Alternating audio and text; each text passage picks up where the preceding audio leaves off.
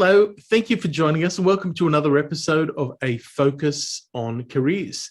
Today we've got Annalisa Amiridakis, who is a partner in the professional services industry, and will be giving us an insight into her career and some tips, particularly for young graduates or people thinking on what degree they're going to do. She's going to give us an insight into the talent issues that they're having at the moment, and the tips, tricks, and problems and pitfalls and pleasures of working in that industry. So over to you, Annalisa. Thank you for joining us. Thank you, George. So I'll probably start off by saying, and I'm sure some have heard this and maybe some have not, but any career, as you would also know, George, is not linear. In fact, if it is linear, there's probably something, a little bit off with it, because I think it doesn't add to your exposure and your experiences and your skill set and capability, which is really what you want to build over time, especially, I think, we now live in a day and age where everything's always disrupted. And I think long are gone the days where you sit and you do one thing, you do it well, and you just only do that. And I think as things are evolving and disrupting, you realize that the skill sets and capability you build over time by doing different things is what adds and can be maybe transferable to something else. So I'll probably say, my career hasn't been linear. So I started off as a graduate back in South Africa. Actually, I'll take even one step back. I started off with the intention of becoming a lawyer. That's how I met my husband. And then off we both went on vacation work. And I was like, I don't know so much if this is for me. So after three years of studying law, I decided to tell my family that I was now going to change degree, and my parents were like, what are you doing? How can you possibly do this? Why are you wasting this time? And I'm like, oh no, I never took a gap year. Let's, my passion was the numbers, and I missed that passion from doing accounting at school. So off I went and bridged a year from law into accounts, started accounts.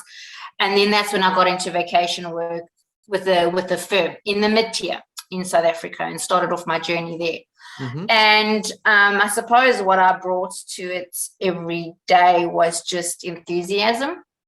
And I chose a firm, and I think this is one of my first tips, is I chose a firm where once I got my teeth into the vacation work that I did there, and that's really important, is you're buying just as much as they're buying. Go in, try it out. If you kind of have that opportunity, whether you get paid for it or not, right. Try it out. And what I loved about the firm that I chose is just the people. So, accounting is accounting, being technical is being technical. And at the time I had done very well at university, but I had received scholarships, and both the Big Four had asked me to join. But at that time, I felt, my comfort zone was being in somewhere smaller, because I felt that if I could shine, I would shine brighter by being in a smaller team. Mm-hmm. And so off I decided to do that. And actually, I think to this day, it helped accelerate my career, because within 4 years, 3 years it took to qualify as a CA in South Africa, a chartered accountant. Yep. And then by my 4th year, I was a manager. And typically that only comes 5-6 years if you look at the Big Four, for example. Right. So, I was a manager. And then actually, without looking for an opportunity, someone that I had worked with in this firm asked me, they had moved to JP Morgan. And came knocking on my door. I suppose it was my work ethic. I made a few offers, and I must be honest, I turned it down a few times because it wasn't something I was looking for. It wasn't something I would have, if I looked at a newspaper those days and circled the little, what grabbed you, I wouldn't have circled it. So eventually, and this is something that I learned very early on in my career, that I took that role for the money, to be very honest with you, because I kept saying no, and every time I said no, they added on a digit or two. And at that time, I was young, I was 26, I had just gotten married. It was a boost to the ego, and I was like, why not? And then week 2 of joining JP Morgan, we had the GFC, and literally everyone was getting retrenched around me. And I thought, oh my God, like, what have I done? And I walked into an environment where already that was strained. I was the only female at a certain level, and most of them, and no disrespect, George, but they were older white males, and they were not used to a younger lady. And there was just an atmosphere and a culture that I wasn't used to. Whereas within the professional service firm, it was not like investment banking. You know, we were a team, and I miss that. Whereas investment banking was a little bit more like, it's about yourself. It's a bit more cutthroat. Absolutely. I mean, I have probably, I've worked all my career, except for I think 2 years, I've worked in financial services. And I hear you exactly what you're saying there. It's certainly a very different breed of people, very different personalities, driven by what they can get for themselves, driven by targets and budgets that they generate income. So it's sales. It's generally is very highly paid sales. In to a certain extent, and it's each person for themselves, and it had traditionally been very male dominated, and it was built on, the JP Morgans, the Citis, the Merrill Lynch, the et cetera, has always been built on who you know rather than what you know, and that sort of old boys club, so to speak, right? Yeah. So I hear you, and it's very different to that environment in the professional services. As you said, more collegial, right? Collegial, a bit more collaborative. It's a team, whether it's a group working on a project, whether it's a group working on an audit, whether it's a group working on a merger and acquisition transaction, whatever the case may be, it's a team effort, and everyone's considering the outcome as a group effort to do that. So quite different. So interesting. The culture shock certainly was there. I can hear it in your voice. Yes. Yeah. I must tell you, like, it was really overwhelming. Within, I mean, like, obviously set aside the tone of what was happening in the economies, right? So there was that panic, but it was just, something small like, again, professional services. We were already a little bit ahead of the curve, even in South Africa, mid-year, around flexibility. It was, Annalisa, we trust you. You got to get a deadline done. I don't really care where you do it. You now are starting to work on a laptop. Just let me know. So we used to work a lot at the office, but there were times when I had to get a proposal out. I'd phone my partner. Can I work from home? I just need to smash something out. Yep, cool, done. Whereas there, again, it was, you had to be at your desk. It was the American culture of working from 7 a.m. till midnight. I was newly married, and my husband's like, what on earth? I can't deal with this, and in South Africa, for me to drive home on my own at midnight, so I must tell you, within 3 weeks, I was like, this is not for me. So I phoned my partner that I had obviously, resigned from, and she taught me another lesson. She says, I need you to stick it out. I want you back. I know you've made a mistake, but I need you to stick it out for 3 months, because it is the change. And maybe this is going to be good for you, and maybe this is your career. Stick it out. I was like, okay. So I stuck it out, and after 3 months, I phoned her again, and she was like, Annalisa, how's it going? And I started to actually adapt a little bit.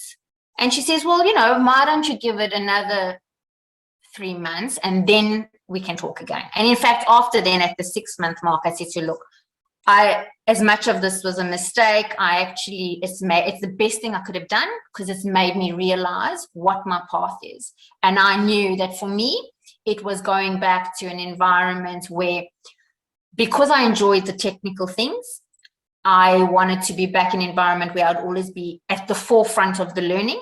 But I didn't want to go into the education space, because then I would pigeonhole myself. When I looked at, would I become a CFO? And this has always been, I suppose, why I've remained in professional services, is I'm more excited about working with a different CFO every day. In fact, 2 or 3 a day, rather than I am eventually only dealing with one CFO or I am the CFO, because then it's about how dynamic is that organization? Are they doing things that's exciting and I can learn from? Yeah. Or am I going to get bored after 3 months? Because once I've put everything into place, it's all pretty. And then I'm going to, because I am that kind of person, which I actually enjoy the fact that every day is different. Or some days I'll wake up and I think my diary is perfect, and then a bombshell goes off and it changes.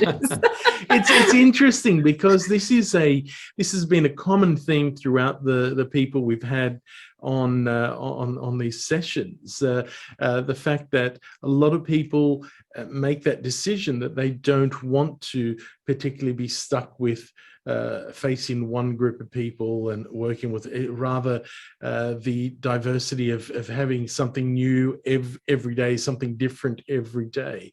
And I think that's quite important. You're right. I mean, there are a lot of successful CFOs out there, but it takes a certain type of person to want to sit there and deal with the same old day in, day out. Sure, there are some shifts and changes and dynamics to that in itself, but I believe that the ability to have such a diverse list of clients, diverse circumstances, events, projects, and the like, I think that sort of thing is what a lot of people are looking for, to keep it fresh. Yeah, because I think, the cornerstones, I suppose, of what, because there's routine in every job. Mm-hmm. So in professional services, it's knowing that you're going to review files. You know that you're going to have a certain mechanism or structure in place in nurturing people. You need to go through the routine of keeping yourself up to date. And yes, and there's certain hygiene that you have to go through in managing your own debtors book, considering, what that looks like, your timesheets. Oh my gosh, one day I hope timesheets disappear and I can just, scan a wrist and it'll know exactly what I've done every day. But the timesheets is a nightmare. But yeah, I missed from that point in time, 10 months went by, George, and I realized, no, this is just really not for me. So I stuck it out 10 months. And I then went back to my firm, and I suppose what we did is that then, they allowed me to come back in a role that didn't, penalize me for being out in commerce. If in fact they took that as a positive and allowed me to come back as a senior manager rather than a manager. And then from there, after 8 years within auditing, I became a partner at my mid-tier firm, which, was also not, if you look at the lifespan of a partner, especially in the Big Four, and certainly I can see it in my firm here, it's a longer road to travel. You're looking at least, 12 years. And so, I became a partner then, and then made the move to Australia. And I suppose, again, took a step back, actually. Came to Australia realizing that it was Big Four versus mid-tier. It was Johannesburg versus Sydney. It was a business culture I didn't know. It was a legal structure and corporate structure I didn't know. And I'm only at my best if I feel confident.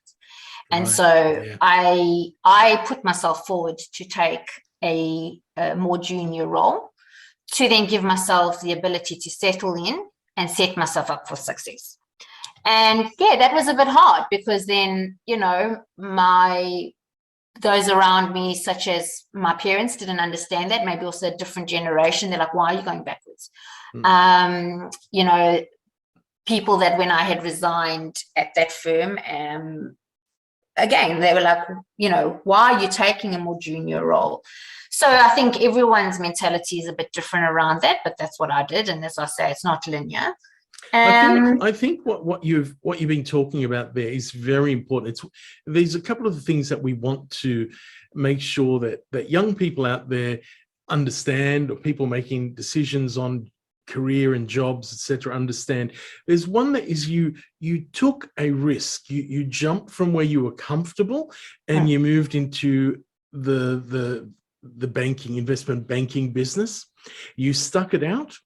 You had the maturity to contact your old boss, your old partner, to make it clear that you weren't, finding it as attractive. And because of your reputation at your old firm, rather than fob you off, your partner was giving you counseling and mentoring and stick with it, etc. You've then come back. So doors never close. You never burn your bridges. That's a great never example. Burn your bridges, 100%. You've come back to that. Then you moved from the mid-tier firm in SA to Sydney, and you found that there is quite a difference in all the environmental factors, the way it's structured, etc. But the important point here is to give yourself the runway you needed to get to where you wanted to get. You realize you needed to take a few steps back. I knew my limitations, right? And I wasn't going to damage my reputation for that. Great maturity and great, insight into how you're thinking and why you thought of it. And interesting that the feedback from others, as you said, parents, etc., like, what are you doing? Yes. Yeah. And that's great.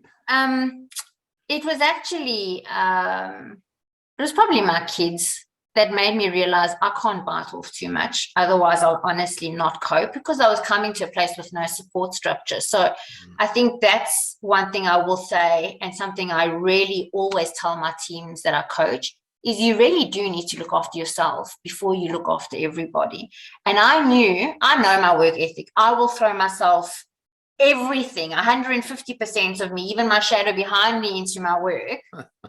And the problem is that if I came in and needed to operate as a partner in an environment with the market expectations, with the technical side that I wasn't comfortable with yet, I would have honestly crashed within 6 months, and my family wouldn't have been better for it. On top of it, my husband needed to, again, he was an attorney with 13 years experience in South Africa, and he really ate humble pie, because he came here and he had to restudy completely for almost 2 years, get immersed into doing not articles, but let's just say the Australian legal system. And I must tell you, at least I had, in our environment, you pretty much come with, they'll discount you a year or two, right? They literally took his resume and went, poof, that's it, not good enough, let's start again. And so, it's taken him 6 years to come right. But I think that's, again, the point of just being resilient, knowing where your passion is, being a little bit humble, starting maybe a little bit back where you have to, and then start again. And, our careers span how many years, right? Probably 40 years. So 5 months, 6 months, sometimes when I look at my team and they get so upset about maybe missing a promotion for 6 months where they were not quite ready, I'm like, trust me, you're just there. I promise you, just refine it for 3-4 months and you'll be fine. And, just stick it out a little bit. It'll be worth it in the end. So, yeah. That's very important. I think that's very important, having also the patience and understanding. A bit of patience. It goes both ways, right? Because quite often, if you're looking for that promotion and you're building it up and you don't get it, you can either, suck it up and take a very pragmatic approach to it and, give it a good shot next time, or you can just go back into your shell and be a sack of woe and miserable about the whole thing. And on the other side, opportunities more often than not come out of the blue, unexpected. So you may get that opportunity. So you need to be agile in your mind and in your approach. So be resilient and flexible on the knockbacks, and be prepared for those opportunities that do and that will come and often do. Yeah. So yeah, George, and then like I say, then it was a matter of, I suppose, just getting my feet into things.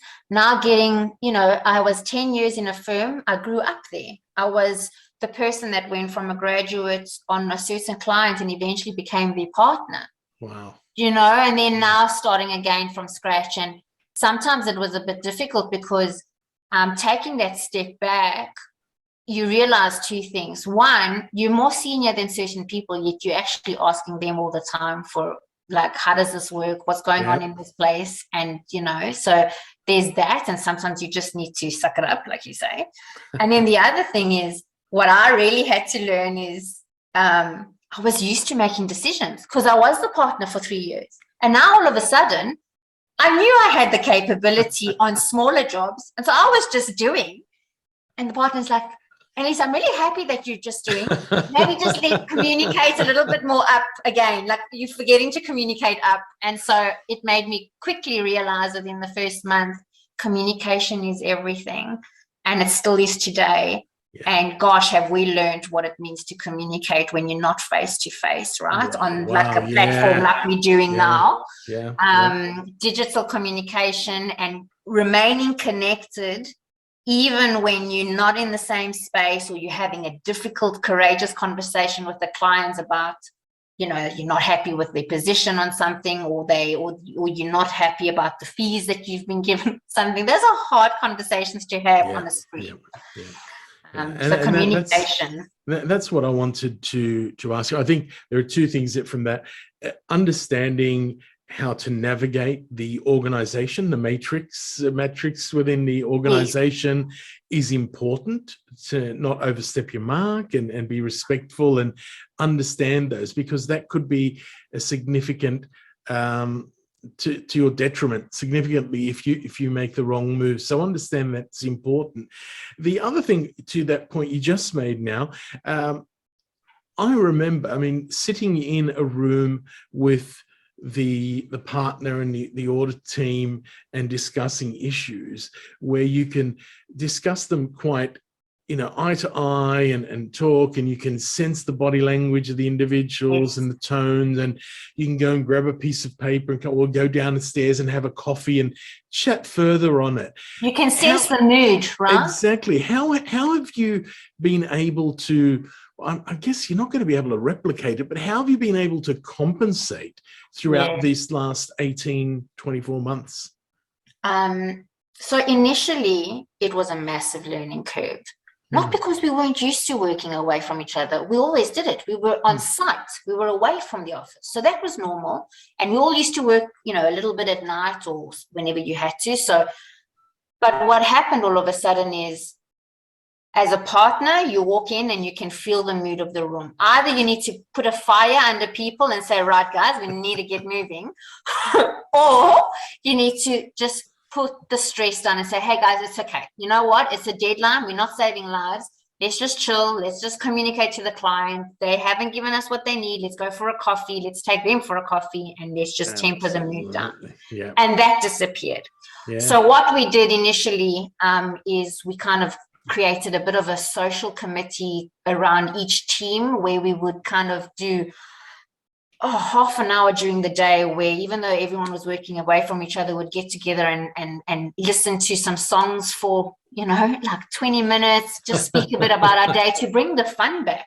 Because all of a sudden that fun, around the table and working as a team, as much as there's stress or there's high impact delivery, you're also a bunch of people that's having fun together, right? And professional services, you're always around young people. That's what I love as well. So, whether I was 20 doing it or now I'm the partner, but I'm with the 20-year-olds, I'm having fun too. Yeah. And so we had to inject fun that way. We had everyone do like almost little TikToks of their house and how they were working and how they had set up so we did lots of fun things like that at the beginning. Then life turned back to normality, but people wanted to stay at home. And this is where the firm quickly switched on to say, people do not feel like wasting 2 hours anymore in Sydney, just getting to work. So apart from, yes, there was a sense of trepidation with the public transport and everything, the reality is 3 months went by and we actually realized there's quite a lot we can do from home. There's a certain things we need to engage with the team and the clients. And then we started to flip quite quickly as a firm to say, let's be really flexible. We've always discussed the topic, but let's actually start to institutionalize it in our culture. And so really what it was up to us as the leaders to say, right, Let's do team days at the clients. It becomes a diary day where we were all there. The rest of the time, we're at home, and it would change. Some teams wanted to be there on a Tuesday and a Thursday, and some didn't. At my level, it was a bit different because now you spread over so many things. It was really making sure that you were picking intentionally when you would come with your team, when you would get face to face to the clients. Yeah. And we are seeing a lot of that now. So what we're doing is right now, after so many months, it's more about just engaging with people. So a lot of the connections is just to bring the fun back, and help get the delivery right with the clients, because we did also slow down a bit in terms of, I think people are fatigued. But yes, it's we had to build communication plans. Really, like you how often you'll be in the office and you'll be like, oh, I need to, you know what, let me go and ask him. And you quickly get up and you go and ask someone, right? That's right. Now that's gone. And you're trying to like find a meeting spot in someone's diary, and they're literally back to back from 8 o'clock in the morning till 6 o'clock. And, that's what makes it difficult, because you just want to ask a question. Yep. And you have to wait like 3 hours to ask a question. It's very, very, very different. Absolutely. So just if we can go back a step, your focus primarily is accounting. So you're a partner of what kind of a team is it? Is it an audit team? Is it So I have always been dedicated to audit, external audit, and very focused around specific sector in the economy. So I've always done consumer business. So it's your fast moving consumer goods. It's predominantly in Australia, I've become very focused on fashion retail. So some pretty premium high brands, or otherwise listed more middle markets type value clothing and apparel, and services, a little bit of industrial products, but very much focused on that. And that's evolved over time, right? Right. The other reason, and what I'll say is, if you don't know what you want, that's also okay. That's why I chose the mid-tier, because at that time, I didn't know, I knew I didn't want to do banking, but I didn't know which sector I wanted to go in. And usually the big four in South Africa used to pretty much pigeonhole you. You'd either do mining, or you do retail, or you would do financial services. Whereas the smaller firms, you kind of, got your choice and you kind of mixed it up. And so from there, that's evolved over time. And so as I've kind of progressed from one level to the next, I would shape myself. And even as a partner, I'm not finished shaping myself, right? Because when I entered in, it was a bit of a mixed bag. And only over time have I actually started to say, well, you know what it's like. When you're the bottom fish layer, you get a little bit of rubbish, And so I took on the rubbish and I did a good job. And then eventually when the next junior partner came, it's like, oh, sorry, grown out of it a little. Over to you. Yeah. Excellent. So to get into, did you do Bachelor of Business in major in accounting, or that's so what you did? I did law first. I decided to do a bachelor. So what I did in South Africa is you could do a BCom law. So I put the double degree. I did the accounting with the law for 3 years. Now, what I was meant to do is follow the last 2 years in South Africa with a specialization in legal. That's when I realized, actually, it's not the legal I want, it's the accounting. Right. But now what had happened is, because I had initially chosen a accounting degree with a facet on legal, I had to bridge a gap. You needed a higher level of complexity on the accounting and the auditing. So I needed to bridge that for a year. And then I went into my honors year. So it should have taken me 4 years had I started off properly. It took me 5. Fair enough, And the subjects that you would, I guess the school subjects that would help in getting a head start in a kind of degree. Clearly English, maths, business studies. So I did obviously the English and maths was obvious. I specifically then did computer, like technology at that time, which was actually more centered around coding. Not that I went that way, but I can tell you now where the future of, for example, auditing is going, and even professional services, is there's a lot of a digital, because we're trying to innovate where the menial stuff. So if you just take, Christine, what's auditing? You'll take a number of invoices historically and you'll go and tick and bash. Yes, the invoice happened. Yes, what's the date? Now you want to use the artificial intelligence or the analytics. Instead of you picking 10 samples out of 1,000,000, you want the computer to look and interrogate over the entire population and say, oh, actually, those 100 look weird. Maybe you just, but you've tested 100% and you're just going to go and focus on where it looks weird.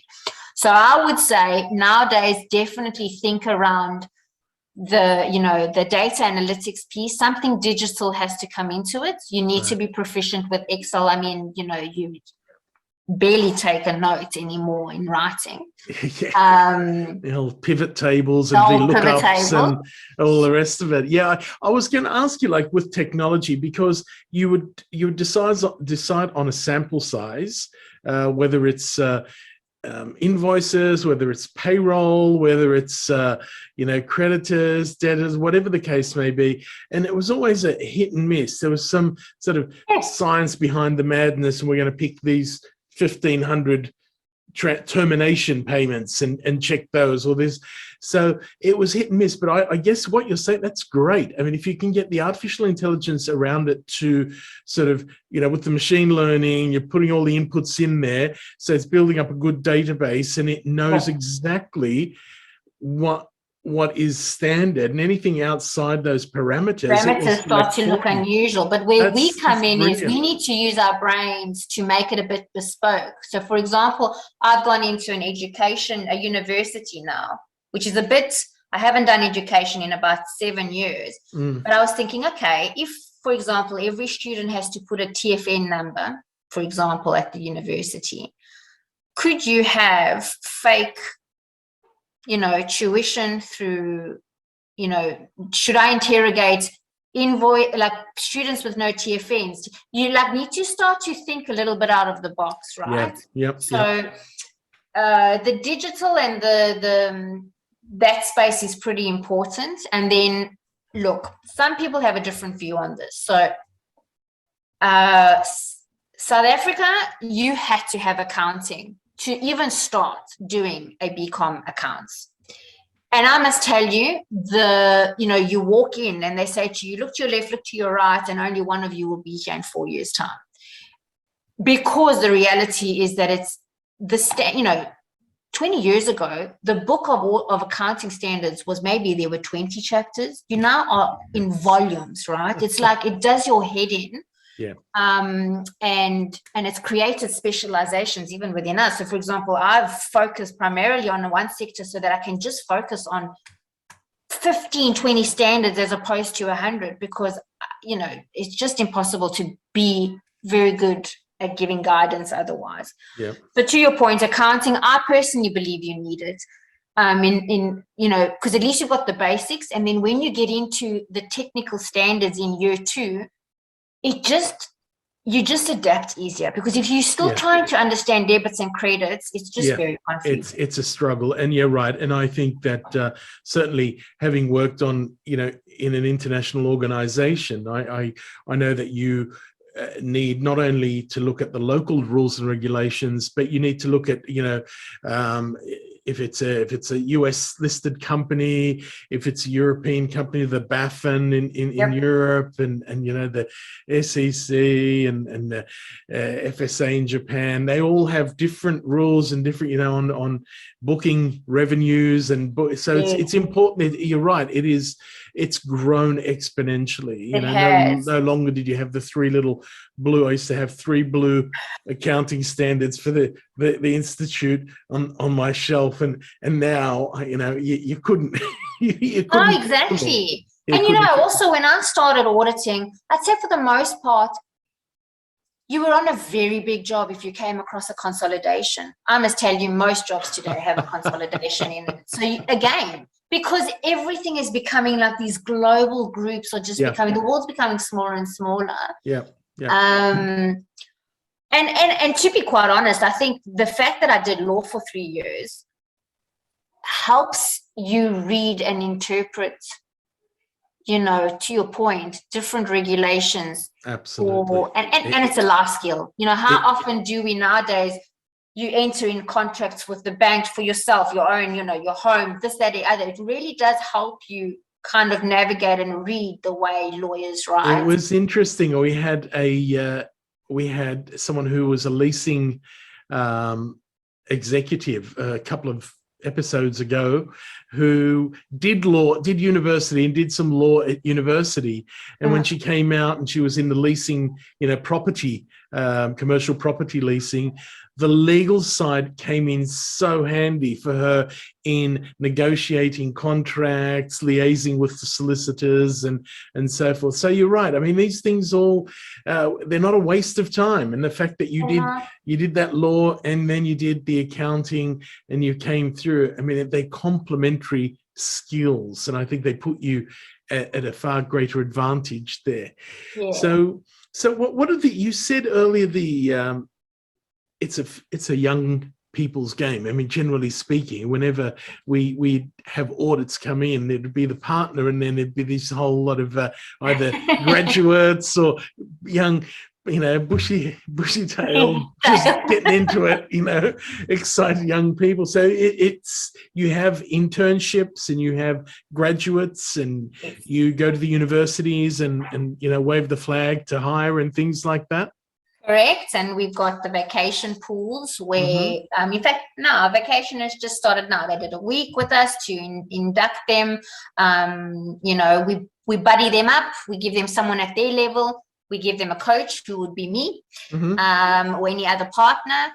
And, you know, really I always, the vacation programs are like I was saying, that, you know, you want to try them out and see, well, you know, if I'm going to go and get a graduate, will they fit in? And vice versa. Do they actually want to do this? Do they want to see what it's like? You know, it's a great opportunity. You know, if you do more than one firm, you can then get a sense of the culture and, you know, what are you getting into? So that, and then look, as you start off as a graduate and, there's a few levels within the firm. So, you know, graduate analyst, senior analyst. By the time you're getting to senior at the 3-year mark, you've also done your board exams now with the Institute of Chartered Accountants Australia and New Zealand. And you're essentially a chartered accountant. But for example, you know, at that point, it's where you now start to develop some of that skill set, people, team leadership. You stay on to manage a few jobs at once. Now you're not just executing on what someone's told you to do, you're starting to formulate a little bit of a plan. And then you shape yourself. And, you know, some, even though they stay with us up until that level, they might not want to stay in auditing. They might go into commerce, or they stay within professional services. And within professional services firms, they're so big. There's tax, there's, you know, risk, which is internal audit, where you're just checking controls mainly. And then sometimes they'll do secondments. And that's what I say, that's where they want to spread their wings, but they love the culture of where they are and they want to try it out. And that's where, for example, me as a partner, I will support my team and say, okay, well, what do you want to experience? And let's give it a go. Let's give it a go. And if you don't like it, you come back. And some people go off and come back too, like a boomerang, like I did. So that's wonderful. I mean, that's great. And I think young folks, you know, people considering the profession, the professional services industry. I think there's tremendous diversity. I mean, the gender mix is tremendous opportunities for all. It's a very transparent industry as well. So you really have quite prescribed talent management, performance management, where discussions are had, as you said, what are you interested in? Do you want to, you know, you can move move to tax, you can move to compliance, you can move to risk, you can move to, all sorts of, consultancy within the professional services firm. So there are a lot. So it's not just, in the olden days, it was an accounting firm. Yeah, and you're stuck with that. Yeah. And that's what you were joining. These behemoths have become so big and so diverse in what they do. I think there's even HR consultancy within the professional services organizations as well. Yeah. So yeah. it's quite a broad brush. Just any tips on, you clearly like the engagement and the diverse clients and teams and so forth. Pitfalls. There are a few. If I said there were none, I'd be lying. You do have to be resilient. Have that sustained energy. The deadlines can be pretty relentless at times. And it's taken me a while to learn about boundaries. So the pitfall is that if you're strong, you're a performer, you aspire to a lot, you could actually literally work yourself into a hole. And I think the important thing is that you need to step back and think, what is my passion? What do I want to focus on? Pick only 2 or 3 things and do those well. And because if you're a very strong person, people will keep coming to you with opportunities. And if you're like a little squirrel and you think everything's going to get you to your promotion faster, actually all you're going to do is have heaps of work and fall into a mountain. So that took me some time to recognize. Yeah, drive yourself to incompetence by absolutely. That's what happens. Yep. Yeah. The other thing is that because some periods are particularly extended with the deadlines, and there's a lot of things to manage, I think you need to be prepared to not fall into the pitfall of just saying I'm okay. So we've become a very open, authentic, and vulnerable leadership. It's actually necessary to make sure that your team can cope and still deliver, and that you can look after them. Because like I say, and I have said it, it's actually, we're not there to save lives. Everything we do is actually man-made. And even in a listed environment, COVID taught us that, George. Like in the past, I must tell you, I would never have dreamed in a million years of telling my a listed client, I'm sorry, we're not going to make your deadline. But I must tell you, for the well-being of people going through lockdowns, where most of my team was in Western Sydney and they were not okay, it actually got to the point where I was like, right, the deadline is in 3 weeks. Let's talk about this. I don't want you to not go to the market on time. Either I need your support to help me bridge the gap because I can't actually fabricate the people out of fresh air, or we have to wait and then we are going to be late. And I must tell you, people want to help. People really do genuinely want to help, and most people will put their best foot forward and work together with you. Whereas in the past, as the service provider, you felt like you were always like, I can't.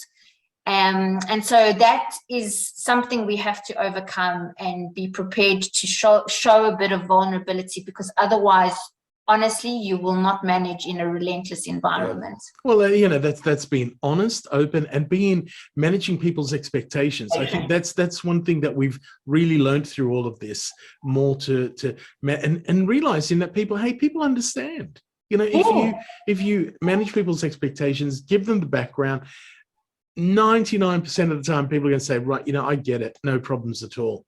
That's great. Well, Annalisa, it's been great talking to you.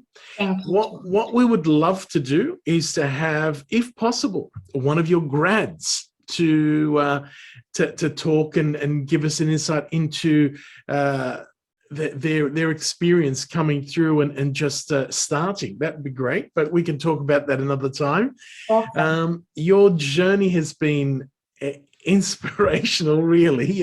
You've crossed the world and you've come across here and you've started again. You've taught us a lot about resilience, a lot about perseverance and hard work. Hard work never hurt anybody. Never hurt anybody.